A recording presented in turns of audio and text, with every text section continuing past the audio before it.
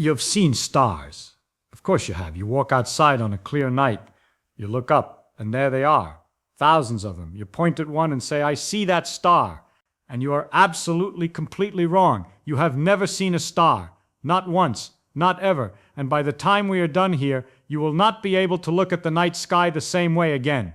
Because what your eyes actually do when you look at a star is so much stranger, so much more indirect, so much more astonishing than you think, that the word see barely applies at all. But let me not get ahead of myself. Let me start where everyone starts. Let me start with the obvious. Light leaves a star, it travels across space, it enters your eye. Your brain builds an image. You see the star. Simple, clean, direct. That is what they teach you. That is what feels true. And every single step of that story has a problem. Let us begin with the first one. When did that light leave? Take the star Vega. Lovely star, bright. Easy to find. One of the first things you notice in the summer sky if you are in the northern hemisphere. The light you see from Vega tonight left that star about 25 years ago. 25 years. That means you are not seeing Vega as it is. You are seeing Vega as it was when you were, a child? A teenager? A different person entirely. The star you are looking at is a ghost. A time-delayed postcard from a place you will never visit. And Vega is close. It is practically a neighbor. Betelgeuse, the bright reddish star in Orion's shoulder. That light has been traveling for about 700 years. You are seeing Betelgeuse as it was during the Middle Ages. The Andromeda Galaxy, which you can see with your naked eye on a dark night, that light left over 2 million years ago. 2 million years. Your species barely existed. Homo erectus was wandering around Africa. You look up and you see light that has been traveling since before your species knew how to talk, before your species knew how to think the way you think now. So right away the word see is in trouble. You do not see the star. You see what the star was doing a long time ago. And there is no way around this. You cannot speed up the light. Nothing travels faster. This delay is not a limitation of your equipment or your eyes. It is a limitation of reality. But all right, fine, you might say. That is just a technicality. The light still comes from the star. I still detect it. I still see something real. Fair enough. But before we even get to the light itself, let us think about what happened before the photon left the star. Because that part of the story is wild, and almost nobody talks about it. The light you see from a star was not made at the surface. It was made deep in the core, where the temperatures reach 15 million degrees or more, where the pressure is so enormous that atomic nuclei slam together and fuse. That is where the energy comes from. Nuclear fusion. Protons smashing into other protons so hard they stick together and release energy. But the photon that gets born in that furnace does not just zip out of the star like a bullet leaving a gun. The interior of a star is incredibly dense. A photon produced in the core travels less than a centimeter before it hits another particle and gets absorbed. Then that particle re-emits a photon, which travels another fraction of a centimeter and hits something else. The photon takes what physicists call a random walk. It staggers around inside the star, bouncing in random directions, absorbed and re-emitted over and over and over. How long does this take? For our sun, the best calculations suggest somewhere between 10,000 and 170,000 years. A photon born in the core of the sun today will not reach the surface for something like 100,000 years. It will bounce trillions of times, taking a drunkard's walk through a sea of plasma before it finally reaches the outer layer and escapes into space. And by then it is not the same photon anymore. Not really. It has been absorbed and re-emitted so many times that calling it the same photon is like calling a ship that has had every plank replace the same ship. The gamma ray born in the core has been degraded step by step into lower energy photons. By the time something escapes from the surface, it is mostly visible light and infrared. The star has chewed up its own radiation and spit it out as something gentler. So the light that reaches your eye is not just old in the sense of travel time through space. It is old in the sense that the energy behind it was generated eons before it even started its interstellar journey. The starlight you see tonight carries energy that might have been produced when woolly mammoths still walked the earth, even before it left the star. All right, now let us look at the light itself. All right, and let us look carefully because this is where the story starts to crack open. What is light? You know the standard answer. It is an electromagnetic wave. It has a wavelength, a frequency. It moves at about 186,000 miles per second through vacuum. Your eye is sensitive to a tiny sliver of the electromagnetic spectrum, roughly from about 380 nanometers to about 700 nanometers. That is visible light. Everything else, the radio waves, the microwaves, the infrared, the ultraviolet, the X-rays, the gamma rays, all of that is invisible to you, completely invisible, as if it does not exist. But it does exist, and there is a lot of it. A star does not just emit visible light, a star emits across the entire electromagnetic spectrum. It is screaming in radio. It is blazing in ultraviolet. It is whispering in infrared. It is shouting in X-rays. And your eye picks up this tiny, tiny fraction, this laughably narrow window, and says, "Yep, I see it. Let me put this in proportion." The electromagnetic spectrum spans wavelengths from less than a trillionth of a meter to more than 1,000 kilometers. The part you can see covers a range of roughly 320 nanometers. If you stretch the full electromagnetic spectrum across a line from here to Los Angeles, maybe 3,000 miles, the visible part would be a strip the width of a pencil line, maybe thinner. That is how much of the star's output you are detecting. Imagine you are standing outside a concert hall. A full orchestra is playing inside. Beethoven. Every instrument, every section, the full glory of the thing. And you are listening through a keyhole, a very small keyhole. And through that keyhole, you can hear, let us say, the second violin. Just the second violin. Not the cellos, not the brass, not the timpani, not the woodwinds. Just one instrument out of dozens. You would walk away and say, "I heard the concert." Did you? You heard a sliver. A narrow, filtered slice. That is what your eye does with starlight. You catch the second violin and you call it the symphony. And by the way, that keyhole is not even transparent. It has its own distortions, but we will get to that. Even within the visible range, your eye has preferences. It is more sensitive to some wavelengths than others. The peak sensitivity of the human eye in bright light is around 555 nanometers. That is green-yellow light. Your eye is literally built to be best at detecting the kind of light the sun puts out most strongly, which makes sense from an evolutionary standpoint, but it means your sensitivity curve is not flat. You are better at seeing some colors than others. You are not even an honest reporter within your own narrow band. But it gets worse. Much worse. Even the visible light that does reach your eye, what happens to it on the way down? Because that light does not travel from the star to your retina in a clean, uninterrupted beam.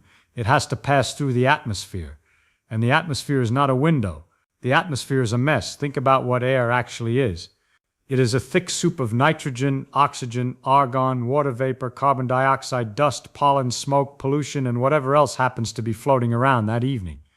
The column of air above your head is roughly 60 miles deep, and every one of those miles is full of molecules. Every one of those molecules can scatter, absorb, refract, or redirect the photons coming from that star. This is not hypothetical. You can see it happening. That is why the sky is blue. Blue light has a shorter wavelength and gets scattered more by air molecules. So sunlight comes in, the blue gets scattered in every direction, and you see a blue sky. But this same scattering affects starlight too. Some of the star's blue light gets scattered away before it reaches you. The star looks slightly redder than it actually is. Not by a lot, unless it is near the horizon, but the effect is always there. The atmosphere is already lying to you about the star's color. And then there is twinkling. Stars twinkle. Everyone knows this. Most people think it is charming. Astronomers think it is a disaster. Twinkling is not some feature of the star itself. The star is not pulsing or flickering. Twinkling is the atmosphere jittering the light around. Pockets of air at different temperatures have different densities, and different densities bend light differently. So the starlight wobbles and shimmers as it comes through these turbulent cells. The image dances, the brightness fluctuates, the color shifts slightly. You are not seeing the star pulse, you are seeing the atmosphere tremble. Professional astronomers call this effect seeing, which is beautifully ironic. They measure the seeing conditions at an observatory. Good seeing means the atmosphere is relatively calm, and the star images are tight and sharp. Bad seeing means the atmosphere is churning and everything is smeared out. They build telescopes on mountaintops and deserts, on volcanic islands, and eventually in orbit, all trying to get above or away from this mess. Because the atmosphere is not just between you and the star. It is actively interfering with the signal. It is an editor, and not a gentle one. The atmosphere also absorbs certain wavelengths entirely. There are bands of infrared that water vapor blocks completely. Certain ultraviolet wavelengths get eaten by the ozone layer. The atmosphere has holes and walls in its transparency, And those holes in walls determine which parts of the star's message get through and which get swallowed before they ever reach the ground. You are not just seeing through a dirty window, you are seeing through a window with opaque patches. And there is one more thing the atmosphere does that is easy to overlook. It smears the star's image. Even if the atmosphere were perfectly still, your eye has a finite aperture, the pupil, and any finite aperture produces diffraction. The light spreads out slightly. The star, which is actually a huge ball of gas millions of miles across, appears as a dimensionless point of light. It has no visible size, no disk, no shape, just a dot. Think about how bizarre that is. The sun is a star, and it appears as a disk in your sky, because it is close enough for your eye to resolve its angular size. But move the sun to where Vega is, 25 light-years away, and it shrinks to a point. Your eye cannot resolve it. The star becomes geometry's fiction, a point with no dimension.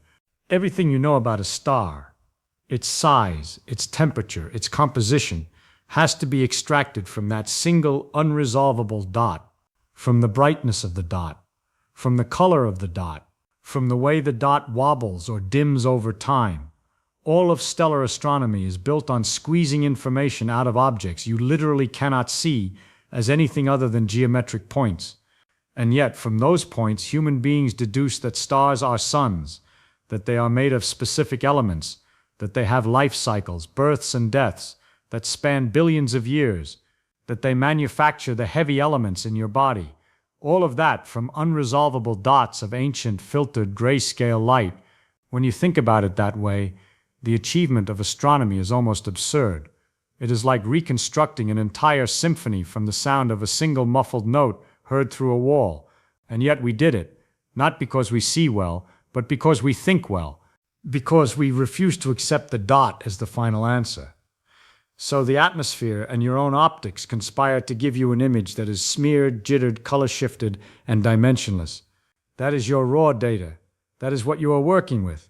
And your brain says, yep, I can work with that. So let us take stock. The light is old. The light is a thin slice of the full signal. The atmosphere has filtered, scattered, reddened, jittered, and partially absorbed it. And we have not even gotten to your eye yet. Your eye. Let us talk about your eye. Because your eye is going to turn out to be much stranger than you expect. Light enters through the cornea, which is a curved transparent layer at the front. It gets partially focused. Then it passes through the pupil, which is just a hole in the colored iris that controls how much light gets in. Then through the lens, which does the fine focusing. Then through the vitreous humor, which is basically a blob of clear jelly that fills the inside of your eyeball. Then finally at the back of the eye, the light hits the retina. The retina is a thin tissue, about as thick as a few sheets of paper, and it is covered with photoreceptor cells. These are the cells that actually respond to light, and they come in two types, rods and cones. Cones are for bright light. They detect color. You have about 6 million of them, and they are concentrated in a small central area called the fovea. There are 3 types, one most sensitive to red light, one to green, one to blue. Your entire experience of color comes from comparing the signals from these 3 types. Every sunset, every painting, every rainbow is built from 3 overlapping channels. Just 3. Rods are different. Rods are extremely sensitive. They can respond to a single photon under ideal conditions. A single photon. That is as sensitive as physics allows. But rods do not detect color. They see the world in shades of gray. And you have about 120 million of them, spread mostly across the peripheral retina, outside the fovea. When you go outside to look at stars at night, here is what happens. Your cones, the color detectors, need a lot of light to function. Stars do not provide enough, so your cones are essentially asleep. Your color vision is off. You are relying entirely on your rods, which means you are seeing the night sky in grayscale. That star might be a brilliant sapphire blue, telling you it is a young hot star burning at 30,000 degrees. It might be a deep ember red, an ancient giant with a surface temperature of 3,000 degrees. But you cannot tell. Not at night. Not with your eyes alone. You are seeing gray dots. And by the way, it takes time for your rods to reach full sensitivity. When you first walk outside from a lit room, you are practically blind. Your pupils dilate, which helps, but the real change is chemical. The rhodopsin molecules in your rod cells need to regenerate after being bleached by bright light. Full dark adaptation takes about 20 to 30 minutes. During that time, your sensitivity increases by a factor of roughly 1 million. 1 million. You go from nearly blind to astonishingly sensitive. And most people do not have the patience to wait for it. They glance up for 30 seconds, see a few bright stars, and go back inside. They never experience what their eyes are actually capable of. Even when fully dark adapted, you face a fundamental trade-off. Your rods are sensitive but imprecise. They have poor spatial resolution. They are spread across the peripheral retina in a coarse mosaic, not the tight, sharp grid of foveal cones. So your night vision is blurry and gray. You are trading sharpness and color for sheer sensitivity. The universe is sending you a detailed message, and your receiver can only hear the loudest parts in monotone. There is a subtlety here worth mentioning. As your eye transitions from cone-dominated daylight vision to rod-dominated night vision, something called the Purkinje shift occurs. Your peak sensitivity slides from yellow-green, where cones are best, toward blue-green, where rods are most sensitive. This means that at twilight, when both systems are partially active, the relative brightness of colored objects changes. A red flower and a blue flower that look equally bright in daylight will appear different at dusk. The blue one will seem brighter, the red one will seem to fade. This shift is named after Jan Purkinje, who noticed it in the early 1800s while walking through his garden at dawn. The flowers seemed different from how they looked at midday. He was not imagining it. His visual system was literally switching hardware, and the two sets of hardware had different sensitivity curves. The world looked different because the detector changed, not because the world changed. Your eyes do this every single evening and every single morning, and you probably never noticed. The universe stays the same. Your perception of it drifts as your biology switches modes. One more way in which seeing is not the clean, direct thing you assume it is, and it gets stranger. Remember the fovea, that central area where your sharpest daytime vision lives. The fovea is packed with cones, but it has almost no rods, which means at night the center of your vision is nearly blind. Try this sometime. Go out on a dark night, let your eyes adapt for 20 minutes, and look directly at a faint star. It will disappear. Now look slightly to the side. It pops back into view. You can see the star with your peripheral vision, but not by looking straight at it. Astronomers have known this trick for centuries. They call it averted vision. You see the star better by not looking at it. Think about what that means. The most direct, head-on, stare-at-it-hard approach to seeing a star actually makes it vanish. The best strategy is a sideways glance, and you call this seeing. But we are just getting started with the weirdness inside your eye, because the photoreceptors themselves, the rods and cones, are facing the wrong way. In the vertebrate eye, the photoreceptors point backward. They face the back of the eyeball, not the incoming light. The light has to pass through several layers of neural tissue, blood vessels, and supporting cells before it even reaches the light-sensitive parts of the rods and cones. It is like building a camera and putting the film in backwards, behind a layer of wiring. Every engineer who hears about this design for the first time thinks it is a joke. But evolution did not ask an engineer. It worked with what it had. And what it had is inverted. Those neural layers I mentioned, they are not just passive wiring. They are active processes. There are ganglion cells, bipolar cells, horizontal cells, amacrine cells, all forming a complex network right there in the retina. This network does not simply relay signals.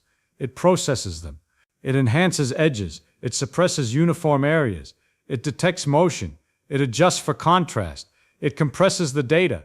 By the time the signal leaves your eye through the optic nerve, it has already been interpreted, filtered, transformed. You are not sending raw starlight to your brain. You are sending a processed, compressed, edited summary of what your retina decided was important. The raw data is gone. You cannot get it back. And then there is the blind spot. The optic nerve has to exit the eyeball somewhere, and where it exits, there are no photoreceptors at all. None. Zero. That spot is called the blind spot, and every eye has one. There is a patch in your visual field, roughly the size of a lemon, held at arm's length, where you literally cannot see anything. Your brain fills it in. It invents what should be there. It patches the hole with texture, color, and pattern borrowed from the surroundings. You never notice. You have walked around your entire life with a gap in your vision, and your brain has been quietly wallpapering over it since the day you were born.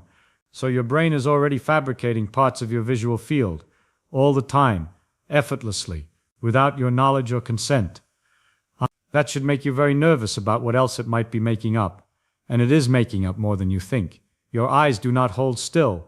Even when you think you are staring steadily at a star, your eyes are making tiny rapid movements called saccades. Several times a second, your eyes jump from one fixation point to another. During each saccade, the image on your retina is a blurred streak. Useless. So your brain suppresses the visual input during saccades. It literally turns off the feed for a fraction of a second and stitches the before and after images together so seamlessly that you never notice the gaps. You experience a smooth, continuous visual scene, but it is actually being assembled from a series of discrete snapshots with the blurry transitions edited out. You can prove this to yourself. Look at your own eyes in a mirror. Try to watch them move. You cannot. You see them in one position, then another, but never the movement itself. Your brain hides the motion from you. Someone standing next to you can see your eyes dotting around perfectly well. You cannot. Your own brain senses the footage. So add that to the list. Your vision is not just filtered and compressed and partially fabricated. It is also discontinuous, with the discontinuity smoothed over by a neural editing process you have no access to and no control over. Now the signal reaches the visual cortex at the back of your brain, and this is where the word see really truly fundamentally falls apart. Your visual cortex does not receive a picture of the world. It receives a stream of neural impulses, electrochemical signals encoding contrast, edges, motion, spatial frequency, orientation, and under good lighting, color information.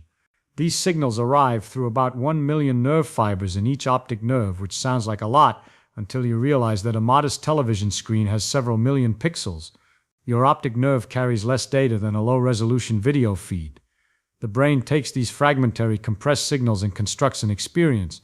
It builds a model, it fills in gaps, it applies expectations, it references memory, it infers depth from subtle cues like shading, parallax, and occlusion, it infers shape from shadow, it infers surface texture from light distribution, it guesses, it fabricates, it creates. The image you see is not a photograph of reality. It is a simulation, a best guess, an internal model that your brain generates based on very incomplete data, using rules and shortcuts that mostly work but sometimes spectacularly fail. Let me give you an example that has nothing to do with stars, just to drive this home. You know, those optical illusions where two squares on a checkerboard are the exact same shade of gray but look completely different because one is in shadow and one is not. Your brain is not passively receiving color information.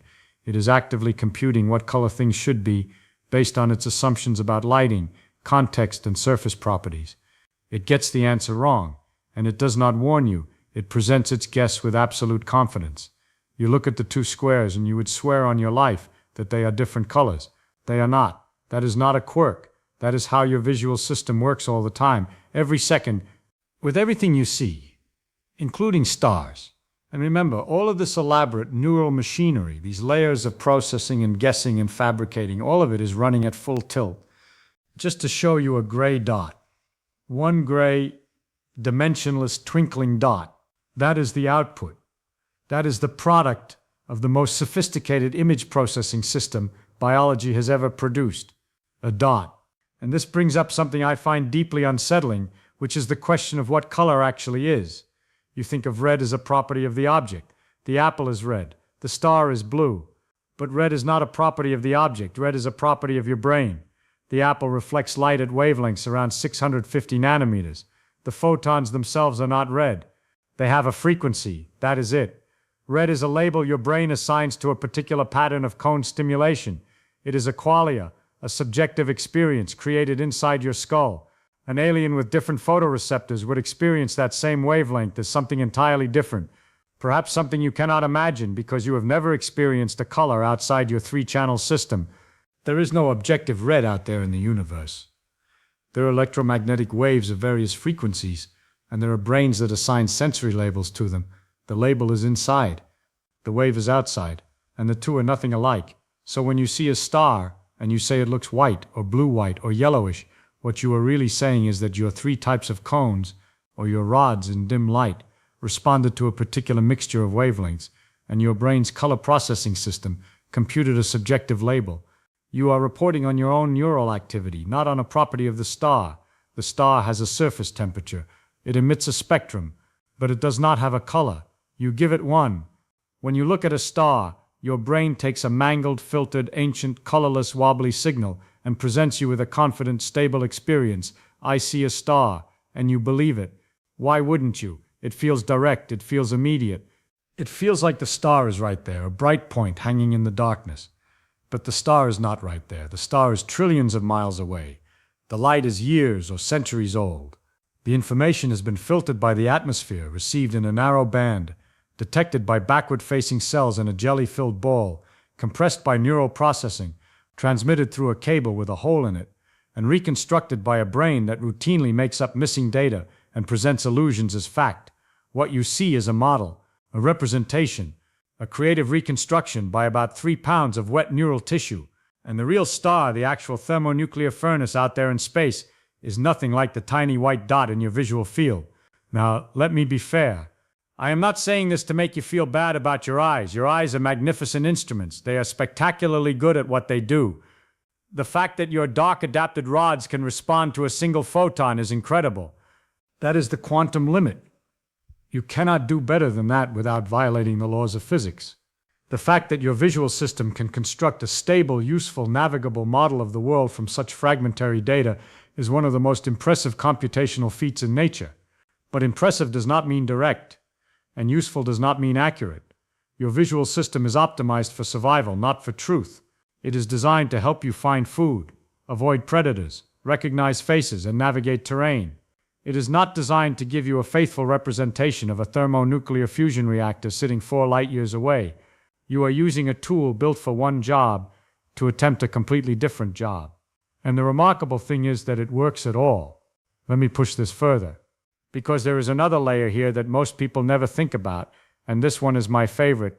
When a photon from a star arrives at your retina, what actually happens at the most fundamental level?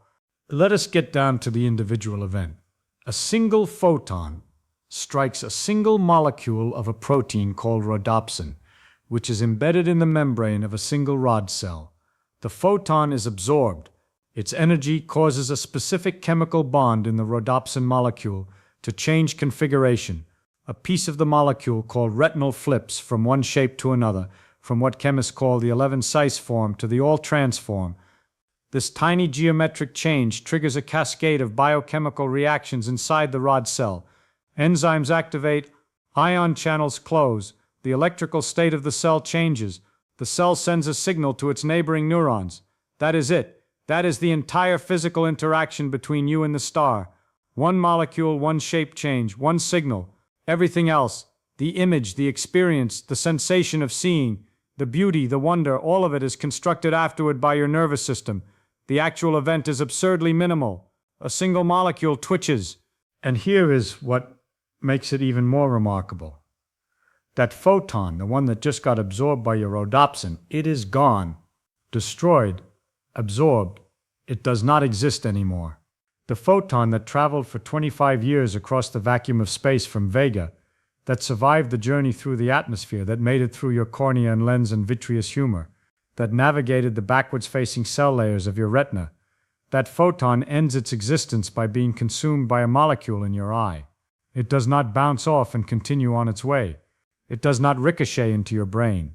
It ceases to exist. Its energy becomes chemical energy in your retina. The photon dies so that you can see. This means that seeing is destructive. You cannot observe a photon without destroying it. The act of seeing is the act of annihilating the very thing you are trying to see. You do not see the photon. You absorb it. You consume it.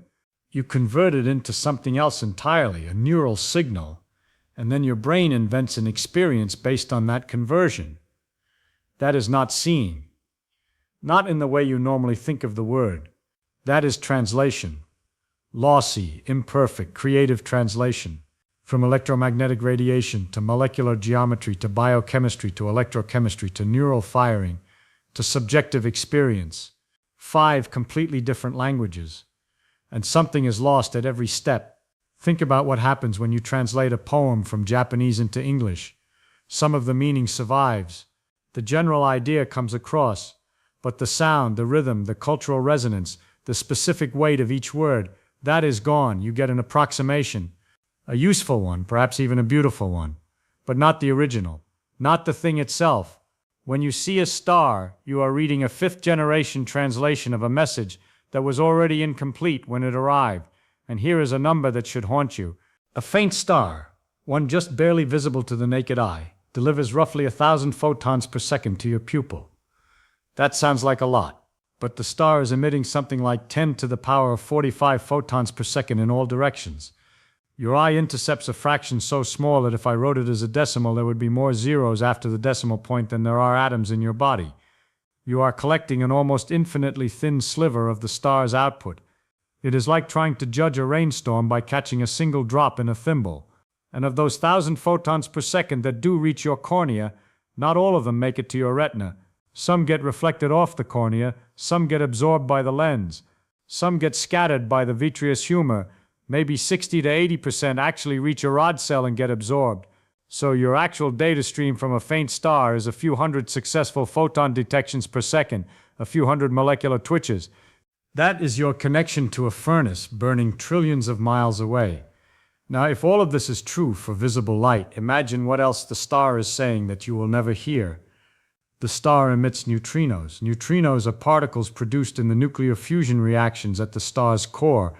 They are almost massless, they carry no electric charge, and they interact so rarely with ordinary matter that they can pass through the entire Earth without touching a single atom.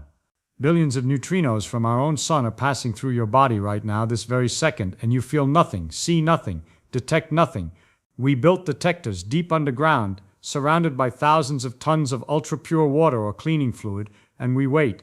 And once in a great while, a single neutrino interacts with a single atom in the detector. That is how we see neutrinos, by waiting in the dark for years. The star is sending you a flood of information in the form of neutrinos, and you are utterly transparent to it. They go through you as if you were empty space. The star has an entire story to tell in a language your body cannot hear. The star also emits gravitational waves, tiny ripples in the fabric of space-time itself. When the star pulsates or wobbles or orbits another star, it shakes the geometry of space. These ripples travel outward at the speed of light. You are bathed in them constantly, and you cannot feel them. We only recently built machines sensitive enough to detect gravitational waves from the most violent events in the universe, colliding black holes and merging neutron stars. Those machines, like LIGO, are miles long and detect distortions smaller than 1,000th of the width of a proton. Your body is not a gravitational wave detector. The star is singing in gravitational waves, and you are completely deaf. The star is also surrounded by magnetic fields, producing complex radio emissions, generating stellar winds of charged particles that blow outward in every direction. It is producing ultraviolet radiation that would burn your skin. It is radiating infrared that carries information about its surface temperature and composition. It is doing 1,000 things at once, and you, standing on the ground with your biological eyes looking through a turbulent, absorbing, scattering atmosphere, catching a thin slice of ancient light in grayscale, absorbing and destroying the very photons you detect, reconstructing the whole thing from processed and compressed neural signals using a brain that routinely fabricates parts of your visual field. You say, "I see a star." You experience a small, lossy, heavily edited, internally generated representation of a tiny fraction of the information that left a star a long time ago, and that is the most generous description I can give. But here is where it gets deep, and I mean deep in the physics sense, not just the philosophical sense. In physics, especially in quantum mechanics, we talk about observation and measurement. And most people think of observation as passive. You look at something, you see what is there, the thing does not change because you looked at it. You are just collecting information like a camera.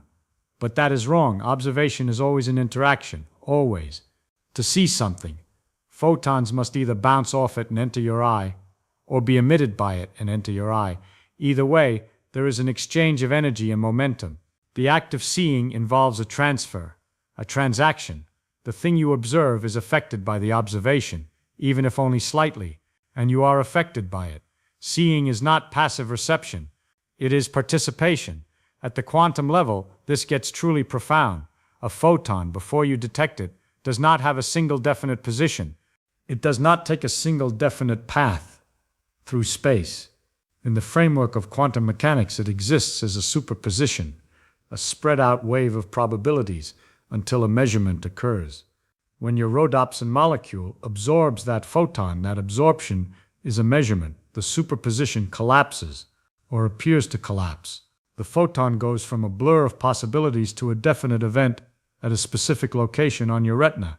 So when you see a star, you are not just passively receiving information that was already definite before it arrived. In a certain sense, you are participating in making it definite. You are collapsing quantum states. You are forcing the universe to commit. Every photon your eye absorbs is a tiny quantum event, a resolution of uncertainty, a collapse of possibility into actuality. Seeing is an act of creation as much as it is an act of reception. I want to be careful here because the measurement problem in quantum mechanics is subtle, and very smart people disagree about what it means. Some physicists think wave function collapse is a real physical process. Others think it is simply an update in our knowledge, not a change in reality. Others think the universe branches, and all possibilities are realized, so there is no collapse at all. We do not know which interpretation is correct. That is an honest statement. We do not know. But what is not controversial is this. At the quantum level, the sharp line between observer and observed dissolves. They are parts of a single interacting system. When you look at a star, you are not a spectator outside the game. You are a player. The photon and your retina are partners in a quantum event that neither one determines alone. Let me come back down to earth, because I want you to feel the full weight of this chain before we are done. You walk outside on a clear night. You tilt your head back. You see a dot of light in the sky. That dot is the end product of the following sequence. A thermonuclear fusion reaction happened inside a star.